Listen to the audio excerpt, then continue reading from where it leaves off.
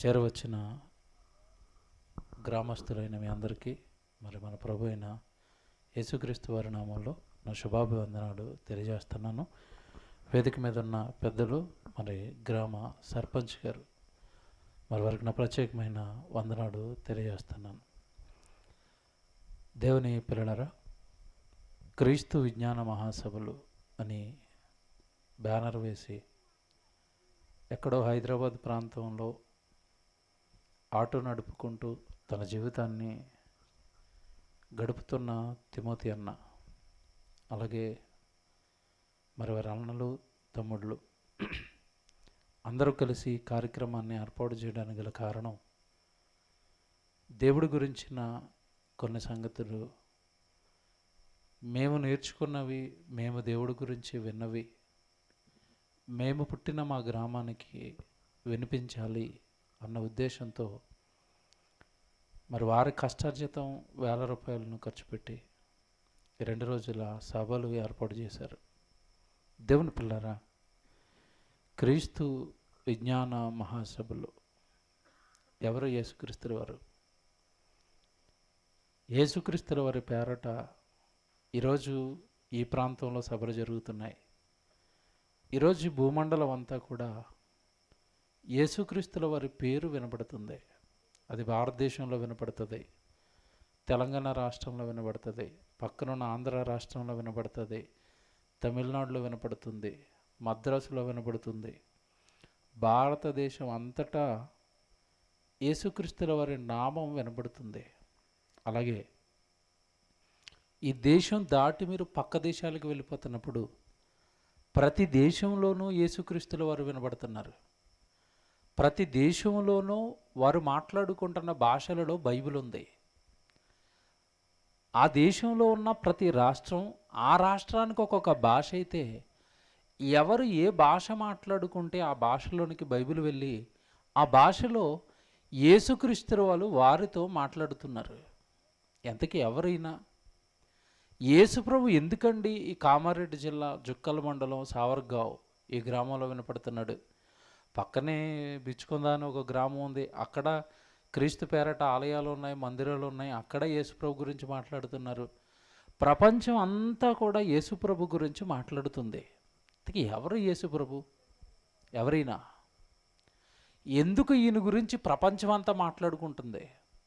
ఎందుకు ఈయన జన్మదినం, యేసుక్రీస్తుల వారి జన్మదినంగా క్రైస్తవ్యం భావించి జరుపుకుంటున్న డిసెంబర్ 25 యేసుక్రీస్తుల వారి జన్మదినంగా క్రైస్తవులు ఆచరిస్తూ ఉంటారు.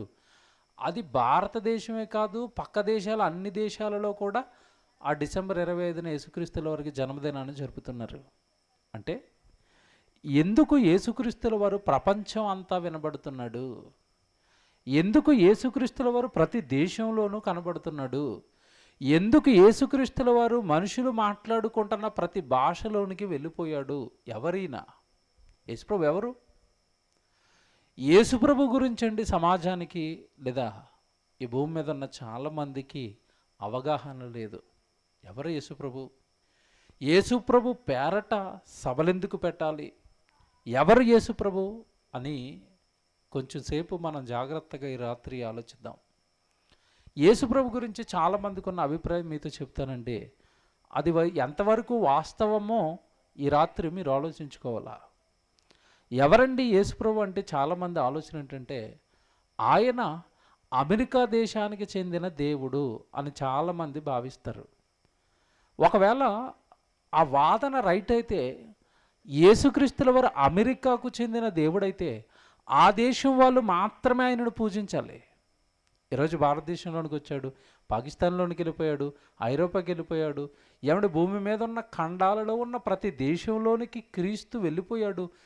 ఈ భూమండలం ఆరిన నేల ఎక్కడైతే ఉందో ఆ ఆరిన నేల మీద ప్రతి మానవుడి దగ్గరికి యేసుక్రీస్తుల వారి మాటలు వెళ్ళిపోయాయి. ఒక దేశానికి చెందిన దేవుడైతే ప్రతి దేశంలోనికి ఆయన మాటలు ఎందుకు వెళ్ళాలి? ఆయనను నమ్మేవారు ఎందుకు ఉండాలి? మీరు ఆలోచించాలి. ఇది కొద్దిమంది వాదన, కొద్దిమంది ఆయన గురించి మాట్లాడుకుంటున్న మాటలు. ఇక మరికొద్దిమంది ఏమంటున్నారు అంటే ఆయన 2000 సంవత్సరాల క్రితం పుట్టి ఒక కొత్త మతాన్ని పెట్టాడు, ఒక మతస్థాపకుడు అని మాట్లాడుతూ ఉంటారు చాలామంది. ఆయన ఒక కొత్త మతాన్ని పెట్టాడు, ఆ మతంలోనికి చాలామంది వెళుతున్నారు అని కొంతమంది అనుకుంటున్నారు. దేవుని పిల్లారా, ఇవన్నీ కూడానండి మనుషులు మాట్లాడుకుంటున్న మాటలు మీకు చెప్పాను, జాగ్రత్తగా వినాలి. ఇవన్నీ కేవలం మనుషుల యొక్క ఊహలు, ఇవన్నీ కేవలం మనుషుల యొక్క ఆలోచనలు మాత్రమే. ఏమండి, ఎవరి గురించి మీరు తెలుసుకోవాలనుకుంటున్నారు ఈ రాత్రి అంటే యేసుక్రీస్తుల వారి గురించి. యేసుక్రీస్తుల వారి గురించి మీరు తెలుసుకోవాలనుకుంటున్నప్పుడు యేసుక్రీస్తుల వారి గురించి రాయబడిన పుస్తకం ఒకటి భూమి మీద ఉంది, అది బైబిలు. ఆ బైబిల్ని అడిగితే చెబుతుంది యేసుప్రభు ఎవరో. ఇప్పుడు గాంధీ గారి గురించి తెలుసుకోవాలనుకోండి, ఏ పుస్తకం చదవాలి మనం? గాంధీ గారి గురించి రాయబడిన పుస్తకం ఉంటుంది, అది చదివితే గాంధీ గారు ఎవరో కరెక్ట్గా అర్థమవుతుంది. అంతే తప్ప ఏమండి, ఈరోజు మంచి వాళ్ళను కూడా చెడ్డ వాళ్ళను చేసి చూపిస్తున్న సమాజంలో మనం బ్రతుకుతున్నాం. గాంధీ గారు మన భారతదేశానికి జాతిపిత, మనకి స్వాతంత్రాన్ని తెచ్చాడు, మనందరికీ తెలుసండి. ఆయన మీద కూడా చెడుగా మాట్లాడుతున్న వాళ్ళు భారతదేశంలోనే ఉన్నారు.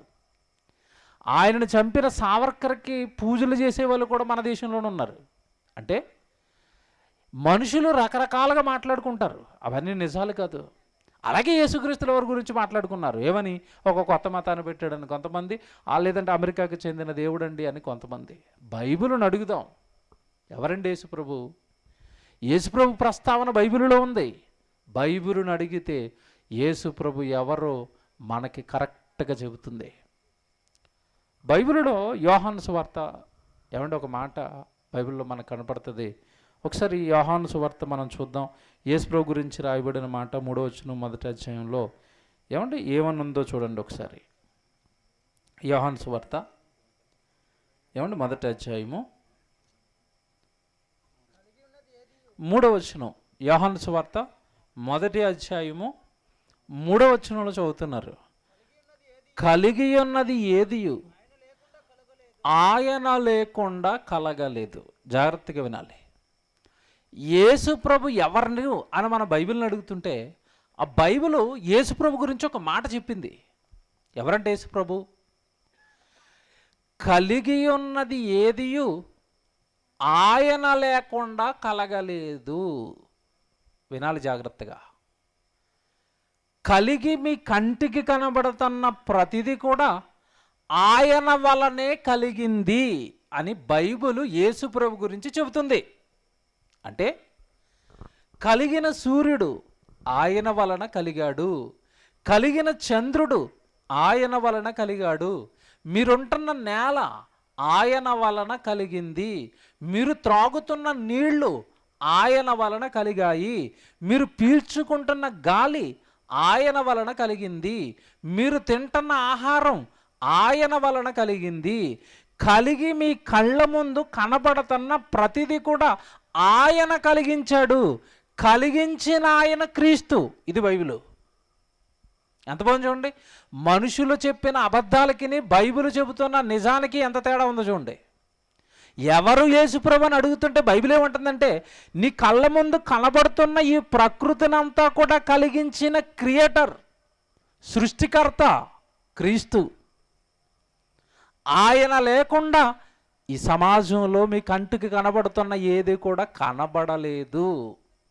ఎవరు యేసుప్రభు అంటే మనుషులు చేసిన దేవుడు కాదు, మనుషులను చేసిన దేవుడు. మళ్ళీ చెప్తున్నాను, ఎవరండి యేసుప్రభు అంటే మనుషులు చేసిన దేవుడు కాదు, మనుష్యులను చేసిన దేవుడు. మనుషులు ఉండడానికి, జీవించడానికి ఈ విశ్వాన్ని కట్టిన దేవుడు, ఆయనే క్రీస్తు.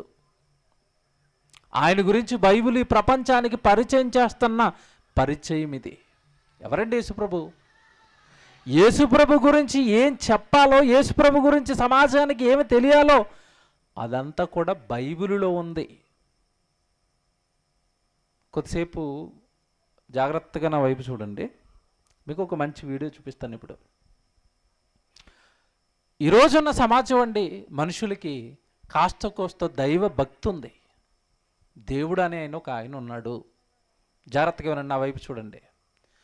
దేవుడు అనే ఆయన ఒక ఆయన ఉన్నాడు. ఆయన మొత్తం మీద ఉన్నాడు.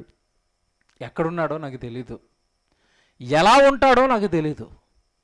దేవుడు ఉన్నాడు, ఆయన్ని నేను మొక్కాలి, ఆయన్ని నేను పూజించాలి. ఆయన యొక్క కృప లేదా ఆయన యొక్క తోడు, ఆయన యొక్క సహాయం నాకు కావాలి అని సమాజం అనుకుని దేవుణ్ణి వెతికేవారు కొద్దిమంది ఉన్నారు. కొద్దిమంది ఏమో దేవుడు లేడు అనేవారు ఉన్నారు. సమాజంలో రెండు వర్గాలు ఉన్నాయి. దేవుడు లేడు అనేవాడు ఉన్నాడు, దేవుడిని వెతికేవాడు ఉన్నాడు. ఇప్పుడు దేవుడు లేడు అనేవారిని పక్కన పెడదాం. దేవుడు ఉన్నాడు అని వెతికేవారు పాపం ఈ కొద్దిమందికి నండి దేవుడిని ఎలా వెతకాలో అర్థం కాలేదు, దేవుడు ఎలా ఉంటాడో అర్థం కాలేదు, దేవుడు అని ఎవరిని అనాలో అర్థం కాలేదు. మీకు మాట్లాడుతాను, మీ గ్రామానికి ప్రెసిడెంట్ గారు ఎవరు అంటే ఎవరిని చూపిస్తారు? ఈయన చూపిస్తారా? నా ప్రశ్న అర్థమైందా? మీ గ్రామానికి ప్రెసిడెంట్ ఎవరంటే ఎవరిని చూపిస్తారు? మీరు ఎవరిని చూపిస్తారు? ఈయన్ని కానీ ఆ కింద కూర్చున్న ఎవరినైనా చూపిస్తారా? లేదు, ఈయన మా ప్రెసిడెంట్ గారండి కదా. గ్రామానికి ప్రెసిడెంట్ ఒకరే ఉంటారు. కొత్తగా గ్రామానికి వచ్చిన వ్యక్తి ఈ ప్రెసిడెంట్ ఎవరో కావాలి అంటే మిమ్మల్ని అడగాలి, ఎవరండి ప్రెసిడెంట్, ఎవరు ఎవరు ఎక్కడుంటాడు ఆయన, ఆయన పేరేంటి, ఆయన కలవాలంటే మేము ఎక్కడికి వెళ్ళాలి? అలాగే మీ నియోజకవర్గానికి ఒక ఎమ్మెల్యే గారు ఉంటారు. ఎవరండి ఎమ్మెల్యే? ఎవరు పడితే వాళ్ళు కాదు, ఒక ఆయన సెలెక్ట్ అయ్యాడు ఎమ్మెల్యేగా, ఒక ఆయనే ఉన్నాడు. ఆయన్ని మీరు కలవాలి అంటే ఆయన ఆఫీస్కైనా వెళ్ళాలి, ఆయన ఇంటికైనా మీరు వెళ్ళాలి, మీరు వెతకాలి. లోకంలో ఉన్న ఒక కలెక్టర్ గారిని వెతుకుతున్నావు నీ అవసరత ఉన్నప్పుడు, లోకంలో ఉన్న ఒక ఎమ్మెల్యే గారిని వెతుక్కుంటున్నావు నీ అవసరత ఉన్నప్పుడు, లోకంలో గ్రామంలో ఏదైనా పని జరగాలి అంటే మా ప్రెసిడెంట్ గారు ఏరండి అని వెతుకుతున్నావు. Very good. దేవుడిని ఖచ్చితంగా ఈయనే దేవుడు అని గుర్తుపట్టి వెతికేవారు ఎవరున్నారు చెప్పండి?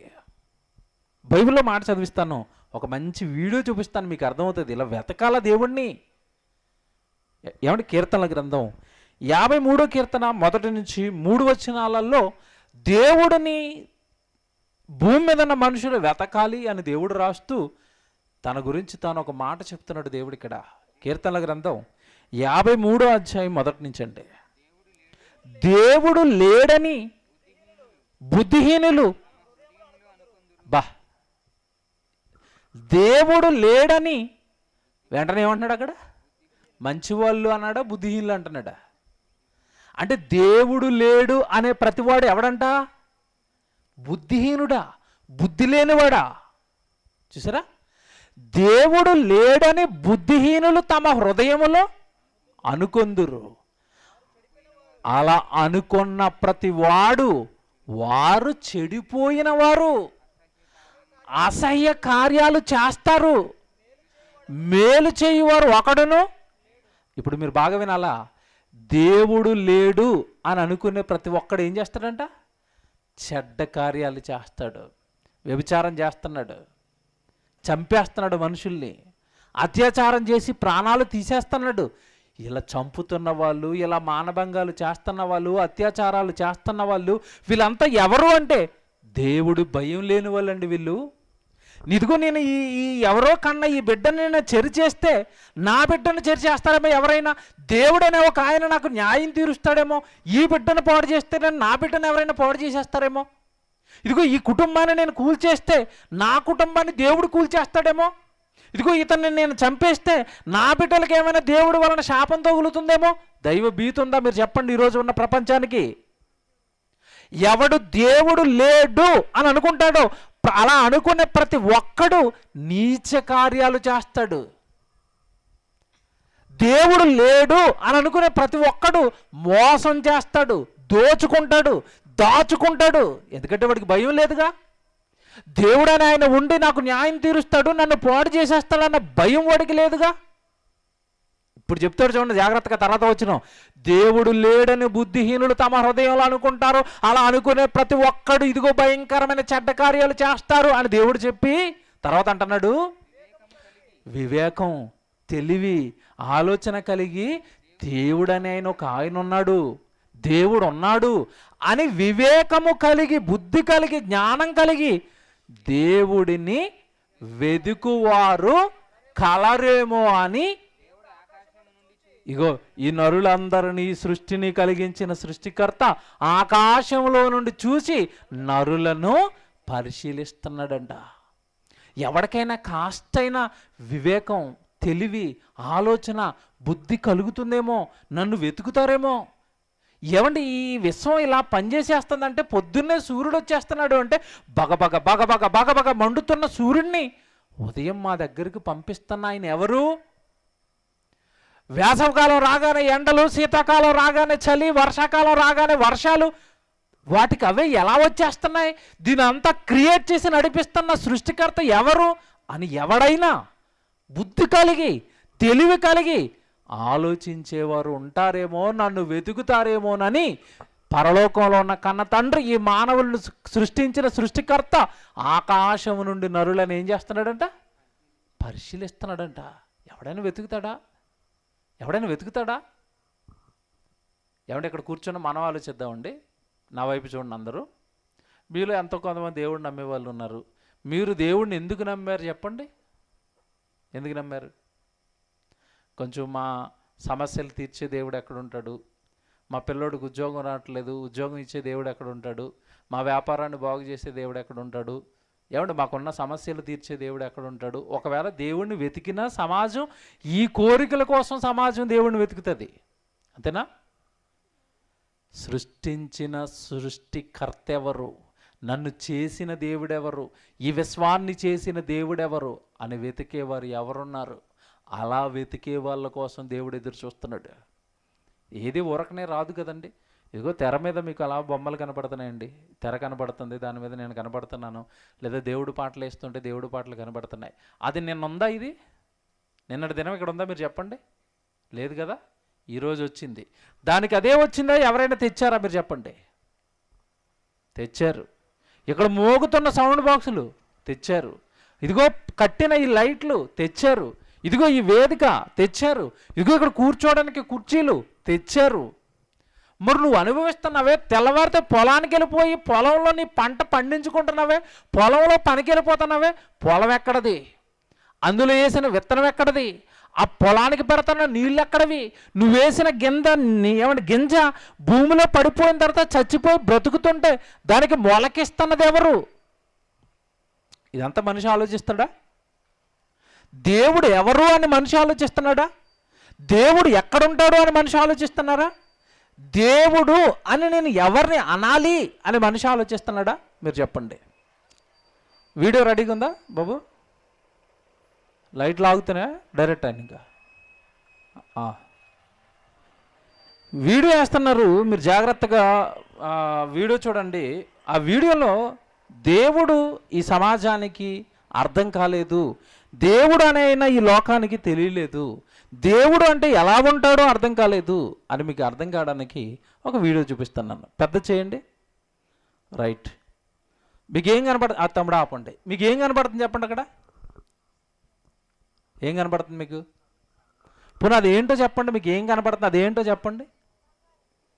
కంగారు. అంతేనా? ఇప్పుడు ప్లే చేయండి. ప్లే.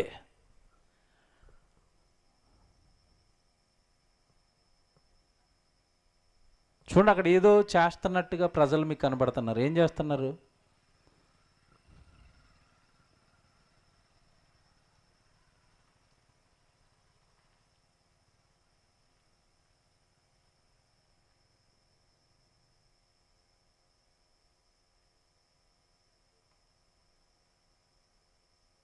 అది చూడండి, జాగ్రత్తగా చూడండి. ఇది బీహార్లో జరిగిందండి. ఏం జరిగిందో తర్వాత చెప్తాను, మీరు జాగ్రత్తగా చూడండి దాన్ని.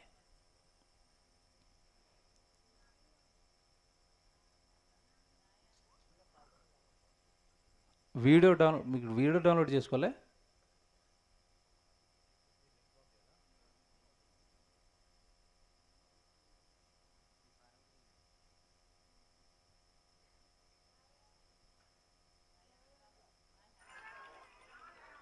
ఇప్పుడు ప్లే అవుతుంది, సౌండ్ వచ్చింది ఇప్పుడు.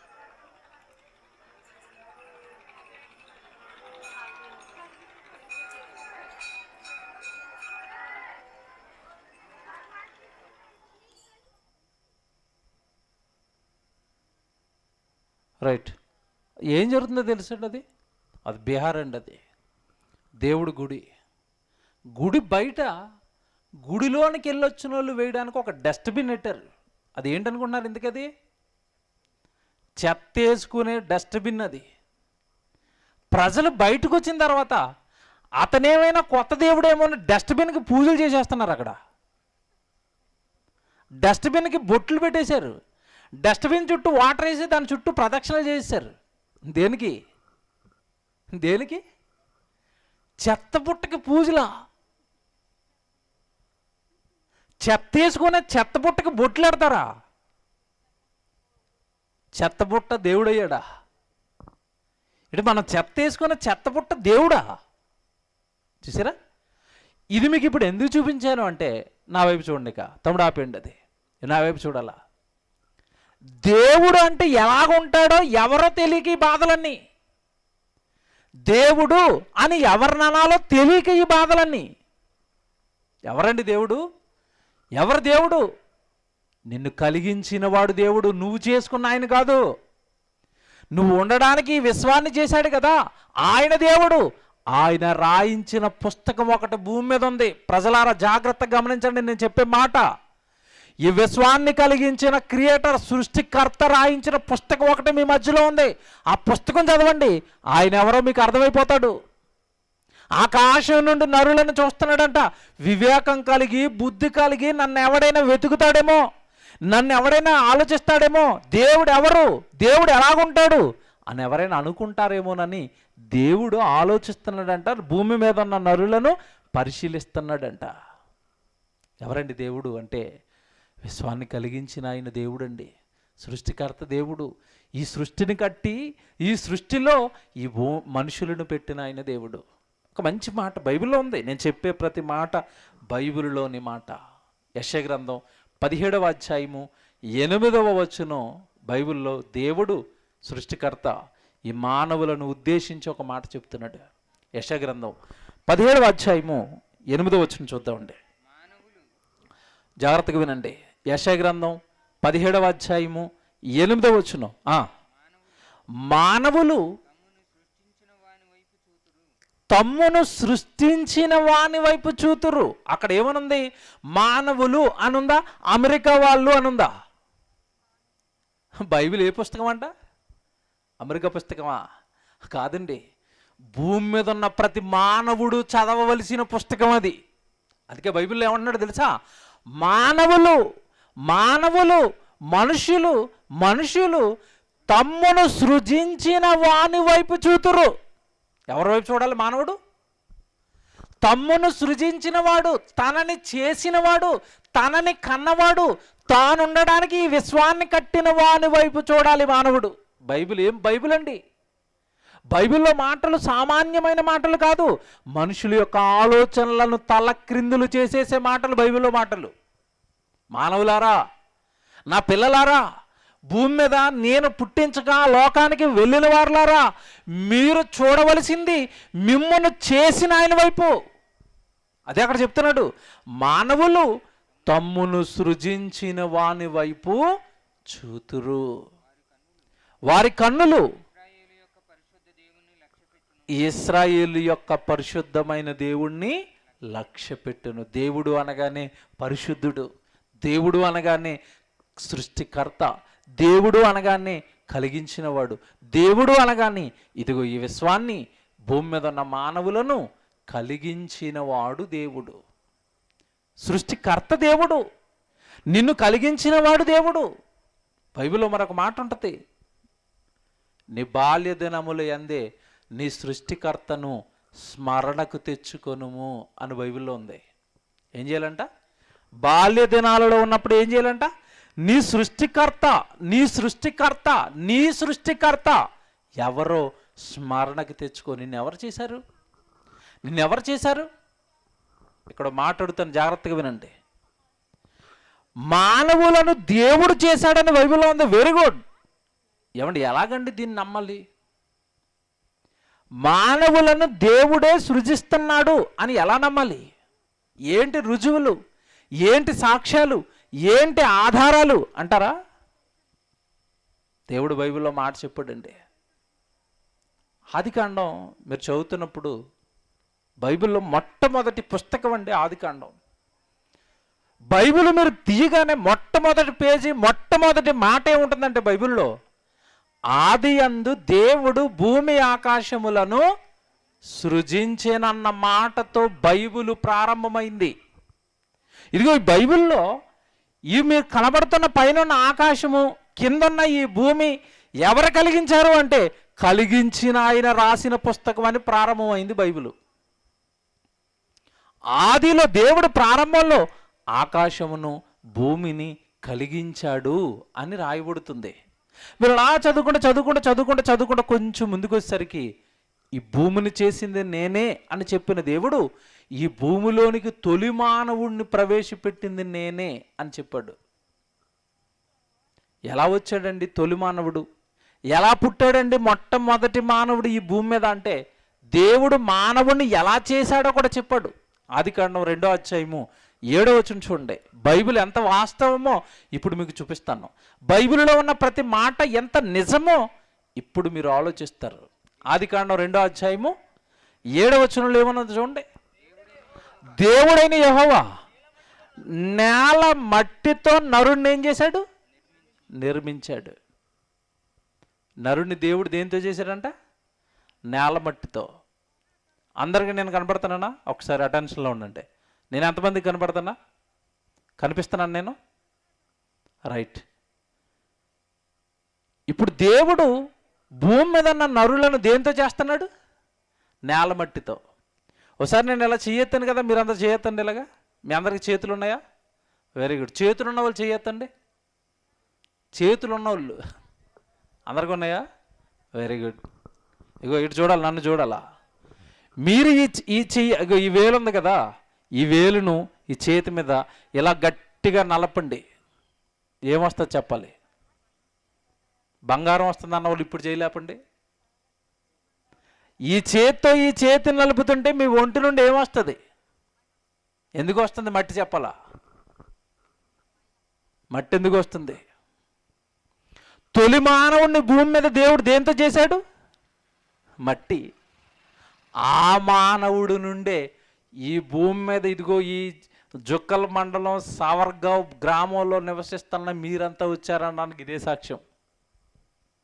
తొలి మానవుడిని దేవుడు నేలమట్టితో చేస్తే ఈరోజు మన గర్భం నుండి పుట్టిన పసిబిడ్డ కూడా ఏంటనుకుంటున్నారు? మట్టే.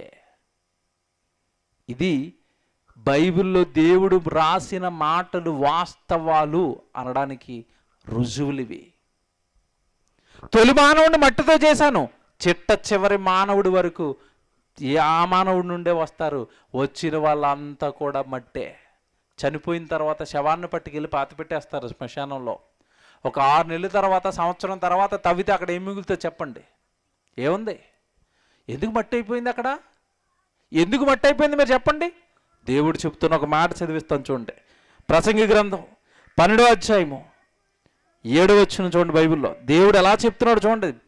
ఈ మానవ జీవితం గురించి ఎన్ని వాస్తవాలు దేవుడు రాస్తున్నాడు చూడండి. ప్రసంగి గ్రంథం 12వ అధ్యాయము 7వ వచనం.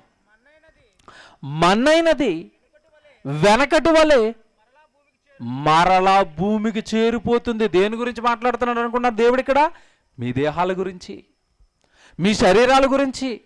మన్నైనది వెనుకటి వలె, ఒకప్పుడు మంటిలో నుండే దేవుడు తొలి మానవుని చేశాడు. ఆ తొలి మానవుడి నుండి ఒకరిని ఈ భూమి మీదకి దింపాడు. అలా ఈ భూమండలం అంతా విస్తరించిపోయిన ఈ మానవులంతా తొలి మానవుడు మట్టే గనుక, ఆ మానవుడి నుంచి వచ్చిన మీరంతా మట్టి దేహాలే గనుక ఇక్కడ చెప్తున్నాడు, మన్నైనది వెనుకటి వలె మరలా మంటికి చేరును. ఆత్మ దానిని దయచేసిన దేవుని యొద్దకు వెళ్ళిపోతుంది. జాగ్రత్తగా వినండి ప్రసంగం. మనిషి అనగానే 2 భాగాలు. కనబడుతున్న ఈ శరీరం, కనబడని ఆత్మ. దేవుడు నేలమట్టితో మట్టిని తీసుకుని దేహాన్ని కట్టాడు, అందులో ఆత్మను పెట్టాడు దేవుడు. ఏమండి, 60-70 సంవత్సరాల తర్వాత ఈ శరీరం శ్మశానానికి వెళ్ళిపోతుంది, మట్టిలో మట్టి అయిపోతుంది. కానీ దానిలో నుండి మీరు బయటకు వస్తారు ఆత్మలుగా.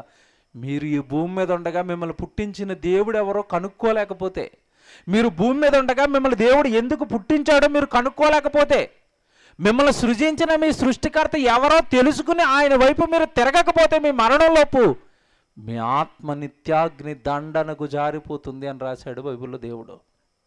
దేవుని పిల్లలారా, కనుక 60-70 సంవత్సరాల ఈ జీవితం ముగిసిపోయే లోపు ఎవరు సృష్టికర్త, ఎవరు మానవుల్ని చేస్తున్నది, ఆయన చేశాడు అని అనడానికి ఆయన దగ్గర ఏమైనా రుజువులు ఆధారాలు నాకు చెప్తున్నాడు అంటే, ఎవడు మనుషులకు దేవుడు సాక్ష్యాలతో ముందుకొచ్చాడు.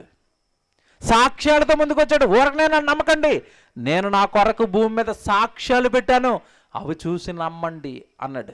ఏంటయ్యా సాక్ష్యాలు అంటే, ఇందా మీరు చదువుకున్నారు వాక్యపట్నంలో ఒక మాట చెప్తున్నాడు. అపోస్తలుల కార్యాలు 14వ అధ్యాయము 17వ వచనం. దేవుడి సాక్ష్యాలు ఏంటో చెప్తున్నాను. దేవుడు ఉన్నాడు అనడానికి సాక్ష్యాలు ఏంటో కూడా చెప్తున్నాడు దేవుడు బైబిల్లో. ఏంటంట సాక్ష్యాలు చెప్తున్నాడు చూడండి. అపోస్తలుల కార్యాలు 14వ అధ్యాయము 17వ వచనం. అయినను దేవుడు మీ తండ్రి దేవుడు ఆకాశము నుండి మీకు వర్షమును ఫలవంతములైన ఋతువులను దయచేయచ్చు, ఆహారమును అనుగ్రహించుచు, ఉల్లాసముతో మీ హృదయములను నింపుచు, మేలు చేయుట చేత తనను గూర్చి సాక్ష్యము లేకుండా చేయలేదని బిగ్గరగా చెప్పారు. ఏంటంటే దేవుడి గురించి సాక్ష్యం అంటే, ఇదిగో వస్తున్న ఆకాశం నుండి మీ మీద పడిపోతున్న వర్షమే దేవుడున్నాడు అనడానికి సాక్షి. మీరు తింటున్న ఆహారమే దేవుడున్నాడు అనడానికి సాక్షి. ఇవి ఎలాగండి సాక్ష్యాలు అవుతాయి దేవుడికి? వీటిని బట్టి మేము ఎలాగండి దేవుడిని నమ్మాలనుకుంటున్నారా? నా వైపు చూడండి అందరూ. వర్షం పడలేదనుకోండి, ఏం జరుగుతుందో చెప్పాలా? వర్షం పడకపోతే ఏం జరుగుతుంది? ఏం జరుగుతుంది? నీళ్ళు ఉండవు. నీళ్లు లేకపోతే ఏం జరుగుతుంది? పంటలు పండవు. పంటలు పండకపోతే ఏం జరుగుతుంది? కరువు వచ్చి కడుపు మాడుతుంది. అంతేనా? ఇప్పుడు వర్షం పడిపోతుంది కనుక మనకెవరు తెలియట్లేదు? దేవుడు తెలియట్లేదు. వర్షాన్ని 3 సంవత్సరాలు ఆపాడు అనుకోండి దేవుడు, కళ్ళు ఏ వైపు చూస్తాయి? కళ్ళు అలాగా ఆకాశం వైపు చూసి ఎంతకాలం అయిపోయిందో వాన చినుకు. నిన్న చూశారుగా, నిన్న పడ్డదా వాన? గట్టిగా పడింది. అలాగ అసలు వర్షము చుక్క మనకు కనపట్టలేదు అనుకోండి, ఒక 3-4 సంవత్సరాలు బోర్లు ఎండిపోతాయి, భూమి లోపల నీరుండదు, ఉన్న డ్యామ్ ఎండిపోతుంది, చెరువులు ఎండిపోతాయి, మొత్తం ఎక్కడికక్కడ ఎండిపోయి భూమండలానికి ఏమొస్తుంది? కరువు. నేనున్నాను అనడానికి సాక్ష్యం మీ ఇంటి ముందు పడతన్న వర్షమే అన్నాడు దేవుడు. నేను రప్పిస్తానన్నది.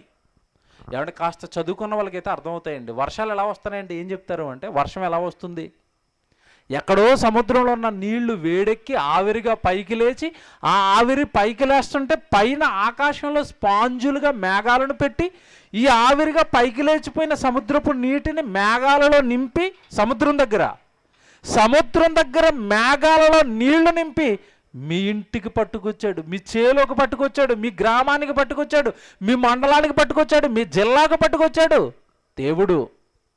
సముద్రంలో ఉంటున్న నీటిని వర్షాలుగా మీ ఇంటి ముందు దేవుడు పోస్తుంటే, పోసిన నీటిని అనుభవిస్తున్న మనిషి ఏమండి, ఇది దేవుడికి సాక్ష్యం, దేవుడు ఉన్నాడు అనడానికి ఇది రుజువు అని దేవుడి యొక్క సాక్ష్యాన్ని గమనించలేకపోతున్నాడు ఈ ప్రకృతిని చూసి మనిషి. ఇంకోటి చెప్పాడు అక్కడ, ఫలవంతములైన ఋతువులను వర్షములను మీకు దయచేయచ్చు. తర్వాత ఏమండి, ఆహారము గురించి కూడా మాట్లాడుతున్నాడు చూడండి అక్కడ. ఆహారమును అనుగ్రహించుచు ఉల్లాసముతో మీ హృదయములను నింపుచు. నా వైపు చూడండి. ఆహారము దేవుడు నేను అనుగ్రహిస్తున్నాను అంటున్నాడు. ఇది ఎలాగో ఆలోచించాలా? ఆహారాన్ని దేవుడు ఇస్తున్నాడా? ఆహారాన్ని దేవుడు ఇస్తున్నారా, మీరు పండించుకుంటున్నారా? చెప్పండి. ఇక్కడ బైబిల్లో దేవుడు అంటున్నాడు, ఆహారాన్ని నేను ఇస్తున్నాను అంటున్నాడు. మీరేమంటారు? ఆయన ఇవ్వటం ఏంటండి? రెక్కలు ముక్కలు చేసుకుని మా చేలో మేము పండించుకుని మేము తింటున్నాం కదా. ఇప్పుడు నేను అడుగుతున్నాను, ఆహారాన్ని మనం పండిస్తున్నాం. పండాలి అంటే ఏముండాలి? నేల. ఆ నేలలో నువ్వు వేసిన విత్తనం మొలకెత్తాలంటే ఏముండాలి? నీళ్లు. పోని నీళ్లు వేసావు, మొలకెత్తింది. నువ్వు ఎన్ని గింజలు వేస్తావు భూమిలో? ఎన్ని గింజలు వేస్తావు ఒక మొక్కకి? ఒక మొక్కకి ఒక గింజ వేసావు. జాగ్రత్తగా వినండి. ఒక మొక్కకి ఒక గింజ వేసావు. ఆ ఒక్క గింజ పడింది, ఒక మొక్క వచ్చింది, ఒక గింజే కాసింది అనుకోండి, ఏం తింటారు మీరు? ఒక గింజ మీరేస్తే మొక్కకు 100 గింజలు ఇస్తున్నది ఎవరు? దేవుడు. మీ పిల్లలు తినాలిగా, మీరు ఇంటికి ధాన్యం పట్టుకుని వెళ్ళి మీ కుటుంబం అంతా తిని ఆనందంగా ఉండాలిగా, మీ ఆకలి తీరాలి కదా. నా కొడుకు ఒక గింజేశాడు అని ఆ ఒక్క గింజలని 100 గింజలు చేస్తున్నది దేవుడు కాదని మీరు చెప్పండి. ఒక గింజ వేస్తుంటే ఒక మొక్కే వచ్చింది అనుకోండి, ఒక గింజే కాస్తుంది అనుకోండి, మనకు ఆహారం ఎక్కడ చెప్పండి? దేవుడు వాటిని ఆశీర్వదిస్తున్నాడు. బైబిల్లో రాశాడు అవన్నీ. అండ్ అవన్నీ చూపించుకుంటూ వెళితే కాలం అయిపోతుంది, టైం అయిపోతుంది. అన్ని బైబిల్లో ఉన్నాయి, అన్ని బైబిల్లో రాశాడు. మన కళ్ళ ముందు కదులుతున్న ప్రతిదీ, మన కళ్ళ ముందు జరుగుతున్న ప్రతిదీ కూడా బైబిల్లో ఉంటుంది. కారణం ఏంటంటే ఈ సృష్టిని కలిగించిన సృష్టికర్త రాసిన పుస్తకం ఇది. బైబిల్ అంటే క్రియేటర్ రాసిన పుస్తకం. సృష్టి గురించి మీరు ఏది అడుగుతారో అడగండి, బైబిల్లో నుంచి రాత్రి నేను చెప్పడానికి సిద్ధం. సృష్టిలో మీకు కనబడుతున్న దేని గురించి అని మీరు అడగండి, అన్నిటి గురించి బైబిల్లో ఉంటుంది. ఎందుకన్నా బైబిల్ ఇవన్నీ అంటే విశ్వాన్ని కలిగించిన ఆయన రాశాడు. మీరు అనుభవిస్తున్న నేలను చేసిన ఆయన రాసిన పుస్తకం ఇది. దేవుని పిల్లలారా, ఆయనకి సాక్ష్యాలు, దేవుడు ఉన్నాడు అనడానికి సాక్ష్యాలు ఏంటంటే ఈ పంచభూతాలే, మీరు తింటున్న ఆహారమే, మీరు త్రాగుతున్న నీళ్ళే, మీరు పీల్చుకుంటున్న గాలే, ఇదంతా కూడా దేవుడు ఉన్నాడు అనడానికి సాక్ష్యాలంట. బైబిల్లో దేవుడు అండి. కొన్ని మాటలు చదివిస్తాను, ఎంత బాగుంటుంది చూడండి. యెషయా గ్రంథం 42వ అధ్యాయము 5వ వచనం చూడండి, ఎంత బాగుంటుందో. యెషయా గ్రంథం 42వ అధ్యాయము ఏమంటే 5వ వచనం చూడండి. యెషయా గ్రంథం 42వ అధ్యాయము ఏమంటే 5వ వచనం చదువుతున్నారు. ఆకాశములను సృజించి వాటిని విశాలపరిచి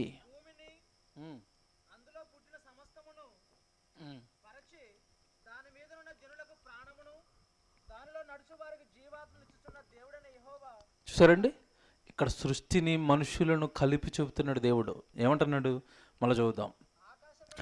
ఆకాశములను సృజించి వాటిని విశాలపరిచి భూమిని అందులో పుట్టిన సమస్తమును పరచి దాని మీదున్న జనులకు ప్రాణమును దానిలో నడుచు వారికి జీవాత్మను ఇచ్చుచున్న దేవుడైన యెహోవా ఎలాగూ సెలవిచ్చుచున్నాడు. ఆకాశాన్ని కలిగించింది నేనే, భూమిని కలిగించింది నేనే, వాటిలో పుట్టిన సమస్తాన్ని కలిగించింది నేనే, దాని మీద నరులను పెట్టింది నేనే, వాళ్ళకి ప్రాణాన్ని ఇచ్చింది నేనే, వాళ్ళకి జీవాత్మనిచ్చింది నేనే. ఎన్ని చెప్తున్నాడండి దేవుడు అంటే ఇది. ఇవన్నీ చేసిన ఆయన దేవుడు. ఇందాక మీరు చూసినట్టుగా ఆ డస్ట్బిన్ దేవుడా? ఏం డస్ట్బిన్ దేవుడా? ఆ డస్ట్బిన్ గాలి ఇచ్చిందా? ఆ డస్ట్బిన్ తల్లిగర్భంలో రూపం కట్టిందా? ఆ డస్ట్బిన్ ఏమైనా నీళ్ళు ఇస్తుందా? ఆ డస్ట్బిన్ ఏమైనా వర్షాలు కురిపిస్తుందా? డస్ట్బిన్ దేవుడు ఏంటండి? మీరు బాగా ఆలోచించండి. అంటే దేవుడు అని ఎవరిని అనాలి? బైబిల్ ఎంత చక్కగా చెప్తుందో చూడండి. ఆకాశాన్ని చేశాడు, భూమిని చేశాడు, ఈ సృష్టిలో మనిషిని పెట్టాడు, ఆ మనిషికి ప్రాణాన్ని ఇచ్చాడు, ఆ మనిషికి జీవాత్మలను ఇచ్చాడు. ఇచ్చిన ఆయన దేవుడు.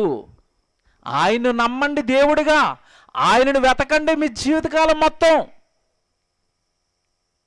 కీర్తన గ్రంథం 100వ అధ్యాయము 3వ వచనం అండి. ఇది కూడా ఈ మాట కూడా ఎంత బాగుంటుందో. కీర్తన గ్రంథం 100వ అధ్యాయం 3వ వచనం అండి.